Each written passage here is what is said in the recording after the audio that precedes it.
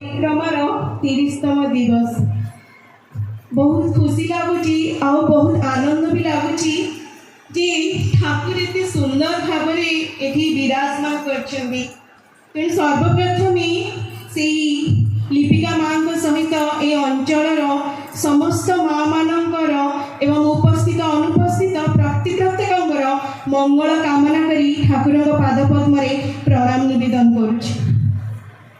तेणुक बहुत सुंदर भाव विनती प्रार्थना ठू आरंभ करी मांगर उर्जी कीर्तन सतरे यही कीर्तनटा मनीष को ऊर्ध्वमुखी कर तोले। आज आहरी गोटे आनंदर विषय आमे माने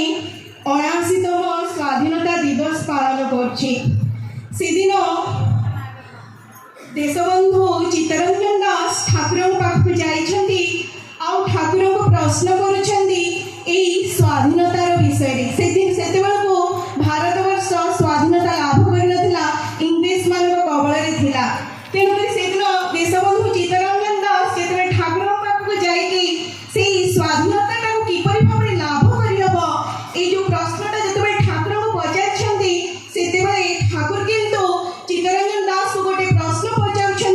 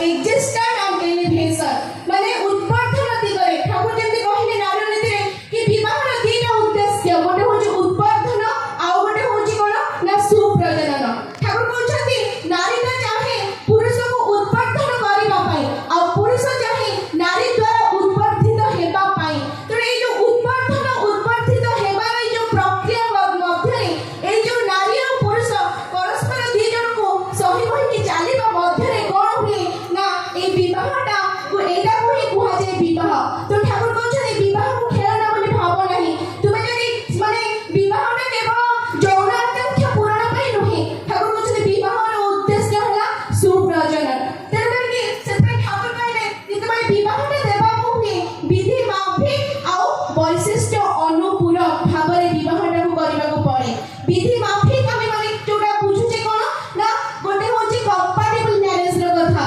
जोठी कि माने परटा कन्या ठारो सब गुणरे उच्च हेबा दरकार तार वर्ण तार पाठ तार चाकरी तार कुल वैशिष्ट सब किछ रे जदी उच्चतर हुए गोटे नारी ठारो सेई ठारे गोटे सुसंतान आसे सेटा को कंपैटिबल मैरिज बोली कहा जाय केबे आमे माने देखिचे कि ए जो माने मंदार गछरे गोलाप फूल फुटिबार तर से भी सेति पय ठाकुर कहले विवाहटा वैशिष्ट अनुपूरक हेबा दरकार अनुपूरक माने परस्पर को पूर्ण करिवे और सेई पूरणटा किभली हेबा दरकार जेते बळे मनुष्यर जो दाम्पत्य जीवनटा सुष्ट सुंदर सुखमय हुए तर ठाकुर कहले दाम्पत्य जीवनटा जेते सुमधुर हबो सेठी जेते स्वामी स्त्रीकर संपर्कटा जेते सुदृढ़ हबो सेमान भितर निष्ठा भक्ति भल पाइबा जेते माने प्रीतिपूर्ण होई रुहे सेठा जो संतान माने आसंती से माने गोटे देव संतान रूप लेके आसंती तेणु कि दाम्पत्य जीवनटा ए जो दाम्पत्यटा होचे दंपति को नेकी दंपतिटा आसे जे दम धातुरे माने ए जो संयम नियंत्रण जीवन यापन चरणीटा को ही कुहा जाय दाम्पत्य जीवन ए भितर गोटे नारीटा गोटे कुळरू आसी थाए आ गोटे कुळको तेणु कि से गोटे कुळरू आ गोटे कुळको जे आसे तार चाली चलनी खाइबा तार कल्चर सबुथिरे परिवर्तन हुए तेणु कि जो संयम नियंत्रण चरणी भितर से शिखिबा को चेष्टा करे तार स्वामीर कुळर से सब जिंस को से एडजस्टमेंट से जो भल पाइबा से जो सेवा तत्परता प्रीति उद्दीपना नै से जेते बेले तार स्वामी को पाखरे निज को आत्मसमर्पण करे से जो भाव से जो भल पाइबा से जो निष्ठा विश्वास आवे ए दीटा परस्पर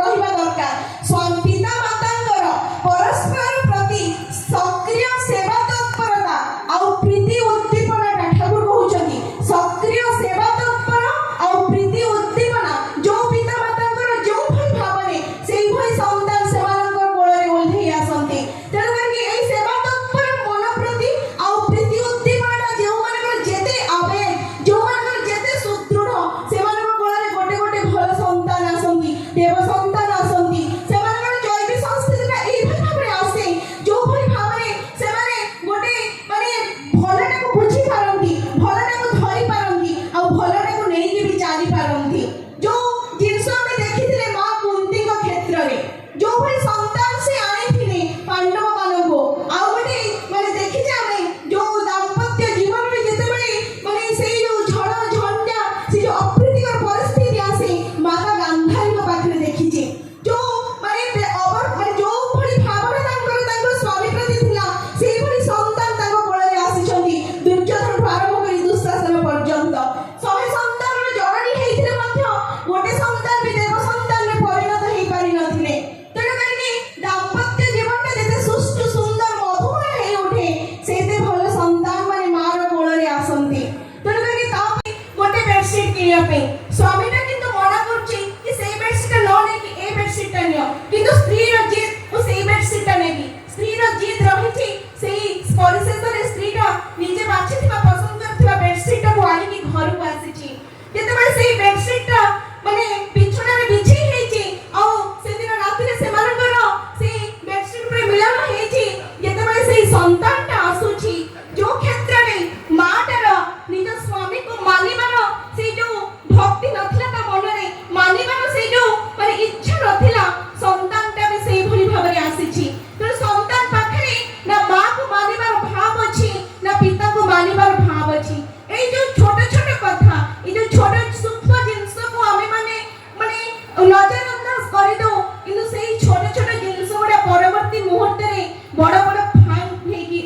ଚାହାନ୍ତି ଛୁଆ ଭିତରେ। ତେଣୁକରି ପିତାମାତାଙ୍କର ସହଜାତ ସଂସ୍କାରଟା ବହୁତ ବଡ଼